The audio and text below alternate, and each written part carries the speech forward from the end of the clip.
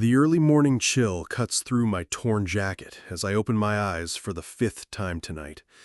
I haven't been able to sleep properly in 2 weeks. Michael is curled up in the threadbare blanket a few feet away, breathing heavily as he has since childhood. At 20, he still looks small when he sleeps, vulnerable, in a way the outside world would never allow him to be. 2 weeks. 14 days since we left everything behind. The camp, the people, the relative safety we'd spent 3 years building. All because my son couldn't resist the temptation to grab a handful of canned beans that weren't his, and I couldn't let him pay the price alone. The forest is too quiet for my liking. In the early years after the collapse, we learned that total silence usually means trouble. The birds stopped singing about 20 minutes ago, and that's not a good sign. I get up slowly, trying not to make a sound with the dry leaves beneath me. My knees protest. 42 years weigh differently when you've been sleeping on the ground and carrying everything you own on your back. I walk to where I left the traps yesterday. 2 of them are empty. The third caught a small rabbit. It's not much, but it'll have to do. Back in the camp days, we divided the hunt among 40 people. Now it's just the 2 of us, and sometimes I wonder if that makes things easier or harder. Fewer mouths to feed, but also fewer people to share the work of surviving. I return to Michael and light a small fire.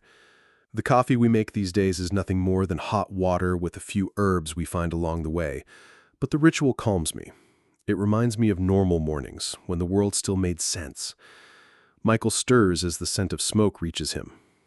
That's when I hear it. A twig snapping, too heavy to be a small animal. Then low voices, still distant, but getting closer. I immediately put out the fire and nudge Michael until he wakes up. His eyes open instantly, alert. At least I've taught him that well. "How many?" he whispers. "I don't know yet," I reply, already grabbing my backpack. "But we're not going to find out." We've been walking in silence for an hour, and I can feel the weight of Michael's resentment with every step we take.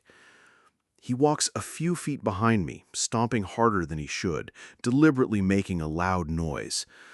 It's his way of telling me he's still angry. Not that I blame him. The road we're on was once a state highway. Now it's nothing more than cracked asphalt with weeds growing through the cracks. Rusted cars serve as tombstones for a world that no longer exists. Every now and then I find skeletons inside them, still strapped in by their seatbelts, and I wonder if they knew what was coming when they last stopped there. "Do you really think we did the right thing?" Michael asks, breaking the silence. I don't answer right away, because I'm not sure what the answer is. I keep walking, kicking a rusty can that crosses my path. The can clangs empty, echoing among the abandoned cars. "Dad, I asked you a question." I stop and turn to face him. The morning sun illuminates his thin face, highlighting the dark circles he's been carrying for weeks. He's grown a lot in the last few years, taller than me, but right now he looks like the 15-year-old boy who used to ask me 1,000 questions a day again. "You took food that wasn't yours, Michael. You knew the rules." "It was a handful of beans." He raises his voice, then looks around nervously. You never know who might be listening. "A miserable handful of beans, and they were going to send me away to die." I remember that night with painful clarity. I was in the meeting with the other leaders when they brought Michael in. Sarah, the stockroom manager, held the half-empty can in her hand as if it were murder evidence. She found him hiding this under his bed. 3 days of extra rations. James, our military leader, didn't hesitate. Theft is theft. It doesn't matter how much. If we make an exception for it, it'll turn into chaos. And I sat there, looking at my son on his knees, remembering when the world ended and promising myself I would protect him no matter what. 15 years of building a community, 5 years as one of its leaders. It all came down to choosing between my son and 40 strangers we'd learned to call family. "You broke their trust," I say to Michael now, trying to keep my voice steady. "Trust is all we have left." "And you broke mine," he retorts, and his words cut deeper than he expected. We continued walking until we reached an abandoned gas station. The pumps were covered in rust, the windows shattered years ago, but the walls were still standing, providing shelter from the wind and a place to rest without being seen from the road. "Let's stop here," I decide. "I need to check if there's anything useful inside." Michael sits on the front steps, saying nothing. I know he's thinking the same thing I am. Two exiles seeking shelter in a world that doesn't want either of us. Michael is silent for a long time, rummaging through a stack of old magazines someone left scattered on the floor. The pages are yellowed and stuck together from the humidity, showing pictures of a world that no longer exists. New cars, smiling people, food advertisements that make my stomach growl just looking at them. "Do you remember what it was like before?" he asks, flipping through a cooking magazine. "Every day." "I barely remember anymore." He pauses on a photo of a family barbecuing in the backyard. "Sometimes I think I make up memories, like they were dreams I had." I sit on the floor beside him. Michael was 5 years old when it all began. He watched his world fall apart without fully understanding what he was losing. Maybe that was a blessing. "Your mother used to make pancakes on Sundays," I say. "You'd cover them in so much honey they'd stick to the table." He smiles for the first time in days. "She complained that I wasted food." If only she knew how precious food would become. My voice trails off. Lisa died 4 years after her collapse. A simple infection that would have been cured with antibiotics. I watched her waste away for 2 weeks, promising her everything would be fine while knowing I was lying. Michael was 9 years old and refused to leave her bedside until the very end. "Dad," Michael says, putting down the magazine, "why did you really come with me?" I look at him, at this young man I raised in a world that shouldn't exist. He deserves honesty, even if it hurts. When I was a leader, I made decisions with the good of the group in mind. Rules exist to maintain order. Theft cannot be tolerated, no matter who commits it. I knew that. I pick up one of the magazines and leaf through it without looking at the pages. But when I voted to expel you, something inside me died. I spent 3 days watching you prepare to leave, packing your things, saying goodbye to the people who knew you since you were a child, and I realized that it didn't matter how many people I kept alive if I lost the only one who truly mattered. Michael watches me silently. "I didn't come to you out of kindness, Michael. I came out of selfishness, because I couldn't live with the knowledge that I had abandoned you." "And now?" he asks. "Do you regret it?" I look around the abandoned gas station, thinking about the dangers we face every day, the uncertainty of where we'll sleep tonight, whether we'll find food tomorrow. Then I look at my son. "No," I say, "not for a second." He nods slowly, as if processing something important. Then he stands and walks to the broken window, looking out at the road. "There's movement out there," he says. I grab my gun and approach the window. A group of 5 people walks down the road, all armed, moving with the confidence of those who know the territory. They don't seem to be looking for trouble, but in this world, appearances can be deceiving. "Did they see us?" I whisper. "I don't know, but they're coming our way." My heart races. 2 weeks on the run, and maybe our luck has run out here, at a gas station, in the middle of nowhere. The group stops right in front of the gas station. I can see through the broken window 3 men and 2 women, all dressed in layers and carrying well-maintained weapons. They're not opportunistic looters. They're organized, dangerous. One of them, a tall man with a gray beard, points to the gas station and says something I can't hear. The others nod. They know we're here. Exit slowly, with your hands visible. The bearded man's voice echoes through the station. We don't want any trouble, but we're prepared for it. I look at Michael. He's tense, his hand near the knife he carries on his belt. I shake my head. Violence is not an option against 5 armed people.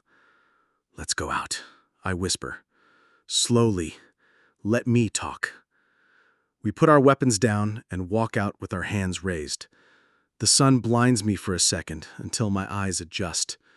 The group watches us with the attention of predators assessing prey. "Father and son?" asks one of the women, a redhead with scars on her face. "Yes," I reply. "Where are you from?" The bearded man steps forward. He carries a rifle like someone who knows how to use it. "North. Camp near Morrison Lake." I decide on the partial truth. "Morrison," he repeats thoughtfully. "I know the place. We heard they've had some internal problems recently." My blood runs cold. How does he know? "Problems?" I ask, trying to sound innocent. "They threw some people out. Thieves, I hear." His eyes narrow. "You wouldn't be those thieves, would you?" Michael stirs beside me, but I hold him still with a glare. The situation has gotten dangerous very quickly. "We're all thieves in some way," I say. "The question is what we're stealing." The bearded man smiles, but there's no humor in it. "Interesting philosophy. I'm Connor. These are my associates. And you are?" "Marcus. This is my son, Michael." Marcus and Michael, Morrison's exiles. Connor walks around us, studying us. "We heard one of the leaders fled with his son after an expulsion vote. Touching story." "Information travels fast around here," I say. "We have our methods." Connor stops in front of me. "The question is, what do we do with you?" "We're just passing through." Michael speaks for the first time. "We don't want any trouble." "But trouble wants them." The redhead approaches. "You're on our turf now, and our turf has rules." "What kind of rules?" I ask. Connor smiles again. "Ours. Look, we've controlled this area for 2 years. Anyone who passes through here pays a toll or provides a service.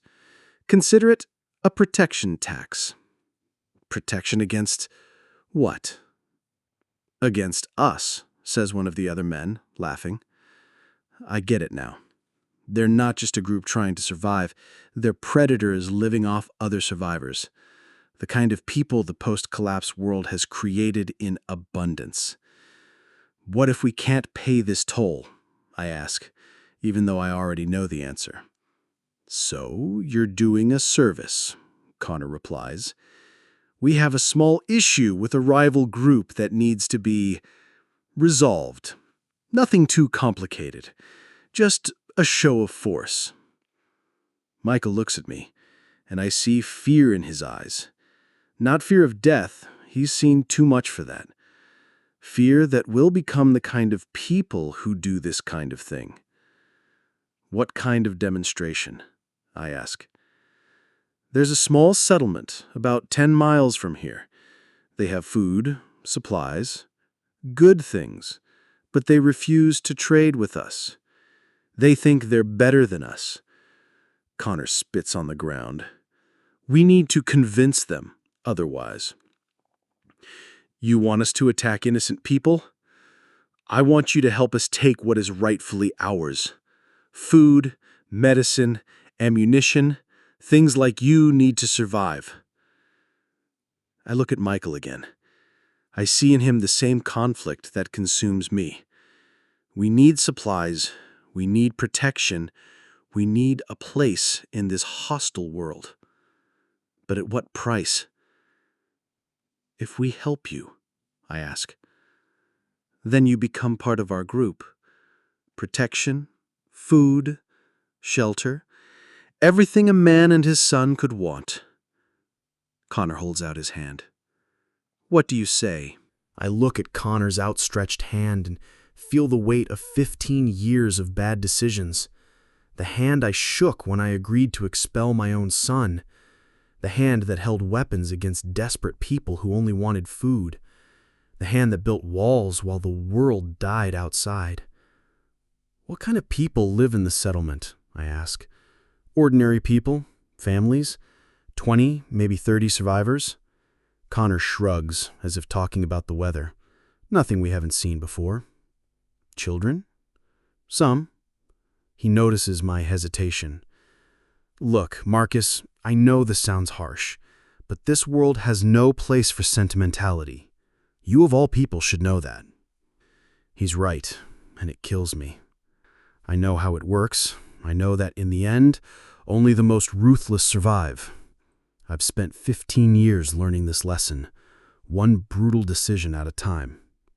Dad, Michael whispers beside me. I look at him and see something I didn't expect. It's not fear, it's determination. The same look he had when he was caught with the stolen food. The look of someone who's made a decision and will live with the consequences. I need a minute to talk to my son, I say to Connor. Of course, but don't delay. Daylight is burning, as they used to say. Connor and his group back away a few meters, but keep their weapons ready. Michael and I turn to each other. What do you think? I whisper. I think they'll kill us if we say no, but I think we'll kill ourselves inside if we say yes.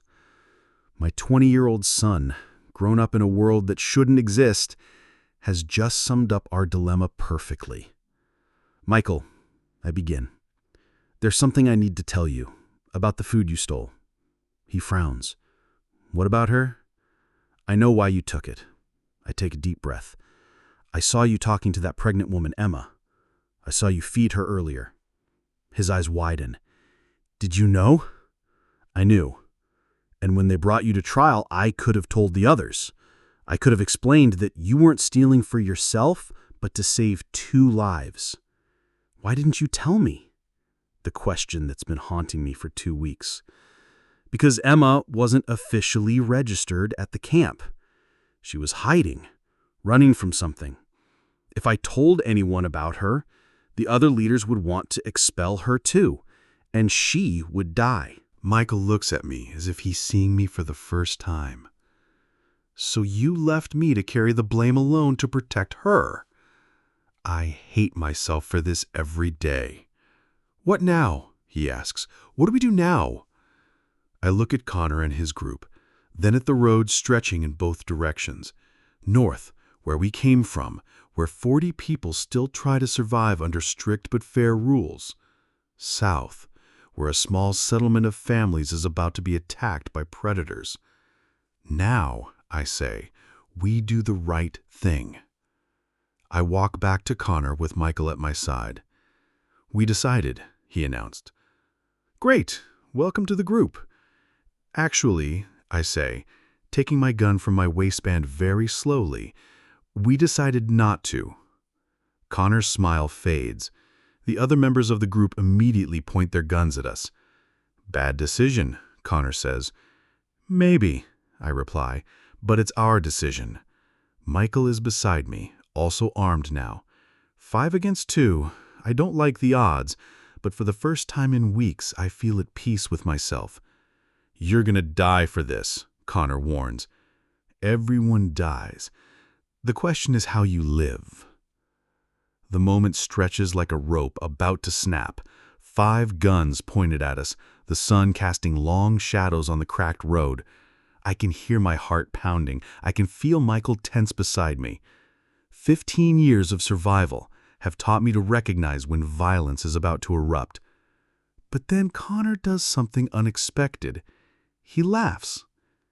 You've got guts, I'll give you that. But you're idiots. Maybe, I agree, keeping my gun steady. Connor, the redhead says impatiently, let's get this over with. No, you know what? I respect that. I really do. He looks at Michael, then at me. It's been a while since I've seen someone choose principles over survival.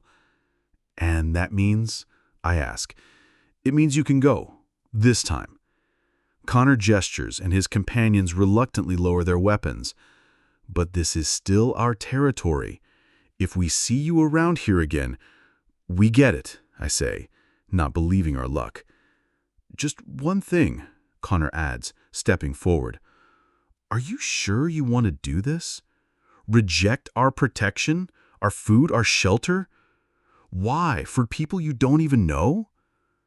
It's an honest question, and it deserves an honest answer. Because, I say, my son taught me something recently. He stole food for a pregnant woman who was hiding in our camp. He could have died for it. And yet, he did the right thing. Inside the gas station, the smell of mold and rancid fuel hits me like a punch. My flashlight illuminates empty shelves covered in dust and cobwebs. Someone has been here before. Several times, I can tell. But desperate people always leave something behind. Michael walks in behind me, still sulking. There's nothing here, Dad. You're just wasting your time. There's always something, I murmur, moving a fallen shelf. You just have to know where to look. It's funny how necessity changes us. Before the collapse, I worked in an office, wore a tie and worried about meetings and reports. Today, I know exactly where to look in places like this. Behind the counter where the cigarettes were kept, under the broken freezers, in the employee bathroom. Places that hurried looters overlook. I find 3 bars of melted and re-solidified chocolate behind an old cash register. It's not much, but sugar is energy. I put it in my backpack without comment. Remember when you were afraid of the dark? I ask, trying to break the ice. Michael doesn't answer, but I see him stop rummaging through the shelves. You were about 7 years old. You would wake up in the middle of the night screaming because you dreamed about the hunger monsters. That's what you called the people who knocked on our door asking for food. I still remember those early years. The world had just ended, and there were still many survivors. Desperate people were knocking on every door, begging, threatening, dying in front of us. Michael saw all of this and couldn't understand why we couldn't help everyone. I used to tell you stories to help you go back to sleep. Stories about a world where everyone had enough food. They were lies, Michael says finally. They were hopes. He turns to face me. And what happened to those hopes, Father? Why did you become like the others? The question hits me hard. I remember the meeting 3 weeks ago. I was sitting at that makeshift table, staring at my son kneeling on the muddy floor. Sarah held the can like a weapon. James pounded his fist on the table, talking about discipline and survival. If we let this go, it'll turn into anarchy. Everyone will think they can take whatever they want. He's just a boy, I tried to argue, but my voice was weak. A 20-year-old kid, Sarah counted, old enough to know what he's doing. And then I looked at Michael. He wasn't asking me to save him. He wasn't crying or begging. He was just looking at me with those eyes that had seen too much, waiting to see what kind of man I really was. To vote was a unanimous decision, I tell Michael now. Everyone agreed to the expulsion, including you, including me. He kicks an empty can, which rolls to a stop against the wall. Then why did you come with me? It's the question I've been avoiding answering for 2 weeks. The question that keeps me up at night. Because, I begin, but stop. How can I explain that choosing between being a good leader and being a good father tore me apart? How can I say I agreed to the expulsion to maintain order, but couldn't stand by to see it carried out? Because you're my son, I say finally. And I've already lost so much in this world. I couldn't lose you too. Michael looks at me, surprised that I shared this. If he can risk everything to save strangers, I continue, then I can do the same. Connor nods slowly. Interesting. And do you think this pregnant woman would do the same for you? It doesn't matter. Michael speaks for the first time since the guns were drawn. What matters is who we choose to be. Connor studies my son for a long moment, then smiles. This time, a genuine smile. You know what, kid? In another world, another time, I might have liked you guys. He turns to leave, then stops. A word of advice. 15 miles south of here is an abandoned town. Avoid it. We're not the worst group around here. And with that, they're gone, walking down the road as if nothing had happened. I stand there, still processing the fact that we're alive. Dad, Michael says when they're out of sight, you really knew about Emma? You knew. And yet you let them kick me out. Try. He is silent for a moment, then asks, why did you tell me now? Because you deserved to know the truth. And because I needed you to know that what you did was right, even if it went wrong. Michael puts away his gun and looks at the road ahead. Where to now? I don't know, I admit, but we'll find out together. We begin walking in the opposite direction from where Connor and his group had gone. The sun is beginning to set, painting the sky orange and red. Beautiful colors for an ugly world. Dad, Michael says after a while, try. Thank you for coming with me. Thank you for giving me a reason to come. We walk in silence for a few more minutes, father and son exiled on a road that leads nowhere. But for the first time since leaving camp, I don't feel lost. In the distance, I see a thin column of smoke rising against the darkening sky. It could be danger. It could be opportunity. It could just be another dead city burning. See that? I point to the smoke. I see, Michael replies. What do you think? He stops and looks at the smoke, then back at me. I think it's worth finding out. And we keep walking. Two survivors in a world that didn't survive, following a column of smoke toward an uncertain future. Maybe we won't find what we're looking for. Maybe we don't even know what we're looking for. But for the first time in a long time, we're not running away from something. We're walking toward it. And that makes all the difference. The smoke thickens as we approach, and the smell isn't of burning wood. It's something different, sweeter, heavier. Michael covers his nose with his sleeve. I don't like this, he says. Neither do I. But we keep walking. Something inside me, maybe curiosity, maybe survival instinct, needs to know what's going on. 15 years in this world have taught me that ignoring the signs can be fatal. The road curves, and then we see it. A small camp, no bigger than 4 or 5 tents, still smoldering. But it's not abandoned. There are people there, 5 or 6 of them, rummaging through the wreckage. Is that them? Michael whispers, referring to Connor's group. No, I reply, studying the figures from a distance. Wrong movement, wrong gestures. We approach slowly, using the abandoned cars on the road as cover. As we get closer, I can hear voices. One of them is crying. Everything we had. They took everything.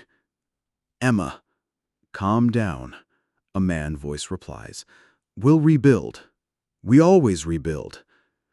Emma. My blood runs cold. It can't be the same Emma, can it? The world is too big. The chances are too small. Dad? Michael grabs my arm. Did you hear the name? I heard. We move closer until we can see clearly. A pregnant woman sits on a rock, being comforted by an older man. 3 other people, 2 men and a woman, search the wreckage of what was once their home. And then, the pregnant woman turns around, and my world stops. It's her, Emma, the woman Michael risked everything for. Impossible, Michael whispers beside me. But it's her. Thinner, more tired, with a visibly bigger belly now, but definitely Emma. How did she get here? How did she manage to survive alone? And who are these people with her? What do we do? Michael asks. That's a good question. We can turn around and pretend we never saw her. We can approach and try to help, or we can just stand here and watch like cowards. Before I can decide, one of the men searching the wreckage spots us. "Look over there!" he shouts, pointing in our direction. All heads turn. Emma sees us, and her expression changes from fear to shock, then to something I can't quite place. "Marcus? Michael?" she calls incredulously. We have no choice. We emerge from behind the abandoned car, our hands visible, as we did with Connor. But this time, there are no guns pointed at us, just confused and wary looks. "Emma," I say when we're close enough to talk normally, "what happened here?" "We were attacked," the older man answers for her. "About 5 or 6 bandits. They came this morning, took our food, our weapons, and burned our tents." Connor and his group, of course. "Are you guys hurt?" I ask. "Not physically," Emma replies, struggling to her feet. She's much more pregnant than when I last saw her. "But we lost everything. Again." "Again?" "This is the 3rd time we've restarted in 6 months," the older man explains. "I'm Frank. This is my daughter, Clara, my sons, Tom and Pete, and you already know Emma." "How did you guys meet?" Michael asks. "Emma showed up at our previous camp 2 weeks after you guys left Morrison," Frank explains. "Said she was running from something, needed help. We're not ones to turn down help for a pregnant woman." Emma looks at Michael with something that might be gratitude or shame. "He saved me," she says to Frank. "Michael risked everything to give me food when I was hiding in Morrison." "And he got kicked out for it," Frank adds, looking at us with new respect. "Not just him," I say. "I left too." "By choice?" Clara asks. "Let's just say I couldn't stand to see my son being punished for doing the right thing." Frank nods slowly. "Good man. The world needs more people like you." "The world needs fewer people like whoever did this to you," Michael retorts, gesturing to the wreckage. "True," Frank agrees, "but we can't control others. We can only control our own actions." I look around the destroyed camp. These people have lost everything, again, and yet they're here talking about rebuilding, about helping each other. They're exactly the kind of people Connor and his group prey on. "Where are you guys going now?" I ask. "We don't know," Frank admits. "We have to find another place, start over. We always do." "What if they didn't have to do this alone?" The words are out of my mouth before I can fully process them. "Dad?" Michael looks at me confused. "What if," I continue, "instead of looking for a group to accept us, we created our own group?" I look at Michael. Rules are there to protect the group, not to punish it. If someone steals, we find out why. If someone lies, we find out what they're hiding. People do bad things for good reasons sometimes. "What if it's just for bad reasons?" Frank asks. "Then we talk. And if we can't solve it by talking," I pause, thinking of Connor and his group. "Then we make a decision together." Emma slowly stands up. "And where would this new group be?" "I don't know yet," I admit. "But it has to be far from here. Connor and his people control this area." "Who's Connor?" Frank asks. "Who attacked you today?" Michael replies. Frank frowns. "They said they'd come back, that this territory belongs to them now." "All the more reason for us to leave," I say. "Together." The sun is almost setting now, painting the sky a deep red. Smoke from the wreckage still rises slowly, mixing with the low-lying clouds. In a few hours it will be dark, and we will need shelter. "So," Emma says, "we're doing this? 7 exiles and refugees trying to create something new?" 8, Clara corrects, touching Emma's belly. "Don't forget the baby."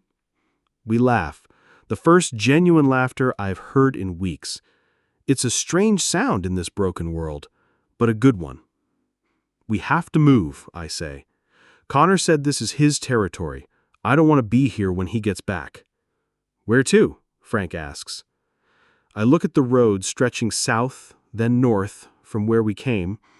East and west are unknown territories. All directions are uncertain. "Anywhere other than here," I reply. "Let's walk until we find a place that feels right." "What if we don't find it?" Tom asks. "Then we keep looking," Michael replies before I can speak. "Together." We begin walking as the sun touches the horizon. 7 people, soon 8, carrying what we can salvage from the wreckage, following a road whose end is unknown. But something is different now. We're not running away from something. We're walking toward something. The words hang in the air for a moment. Frank looks at me as if I've suggested something impossible. Clara and her siblings exchange uncertain glances.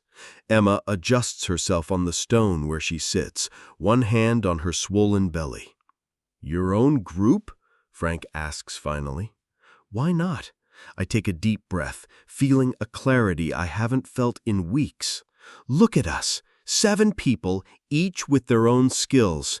Emma is having a baby, new life. You know the territory. We know how to build communities." "Marcus," Michael pulls me aside, whispering, "are you sure about this? After everything we've been through?" I look at my son, at this young man who chose to risk everything for a pregnant stranger. "Michael, I've spent 15 years trying to hold a group together through fear and rigid rules. Maybe it's time to try to hold a group together through choice. What if it doesn't work out? Then at least we tried it the right way." I return to the others. Frank is talking quietly to Clara and the children. Emma watches me with eyes that hold more wisdom than should be expected in such a young woman. "Marcus," she says, "can I ask you something?" "Of course." "Why didn't you tell the other leaders about me? About why Michael really took the food?" The question I'd been waiting for, but which still hurts to answer.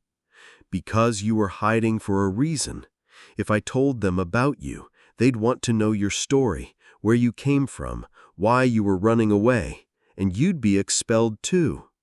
So you let your son carry the weight alone?" "To protect myself. To protect myself." Emma is silent for a long moment, then nods. "Thank you." "Don't thank me. It was a cowardly decision. I should have found another way." "Maybe," she says. "But it worked. I'm alive. My baby is alive. And you're here now."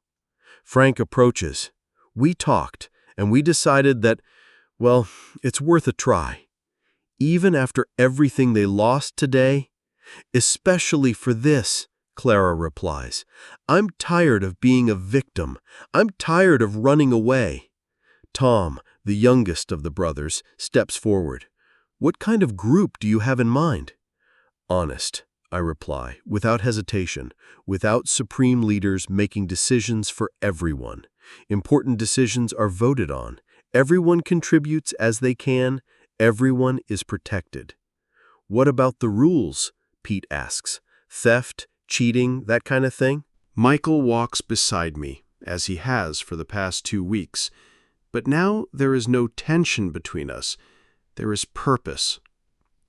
"Father," he says softly, so only I can hear, "Try? Do you think it will work, this new group? I look at our little caravan, Frank helping Emma walk, Clara and her siblings sharing the weight of the remaining supplies. People who've known each other for hours, but who've chosen to trust each other. I don't know, I answer honestly, but for the first time in a long time, I have hope. Hope, Michael repeats, as if trying out the word. I'd almost forgotten what that feels like. Me too. The sky darkens around us, but I'm unafraid of what lies ahead. I've spent 15 years surviving, 15 years making difficult decisions, making moral compromises, losing pieces of my humanity with every pragmatic choice. Today I chose differently. Today I chose my son over safety. I chose strangers over convenient allies. I chose hope over cynicism. Maybe it won't work. Maybe this new group will fall apart at the first sign of crisis. Maybe we'll all be dead within a week. But maybe not. Maybe, just maybe, it's possible to build something good even in a broken world. Maybe it's possible to be a father and a leader at the same time. Maybe it's possible to survive without losing your soul in the process. There's a star appearing in the darkening sky. Just one, shining alone before the others appear. I point to it. See that star?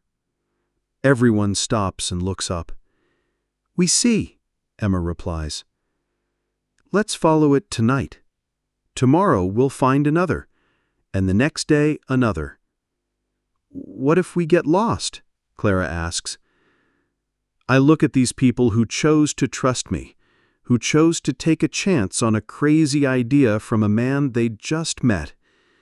I look at my son, who gave me a second chance to be the father he deserves. Impossible, I say. We've already met. And we keep walking, following a lonely star to an uncertain future, but finally together, finally going home, even if we don't yet know where that is.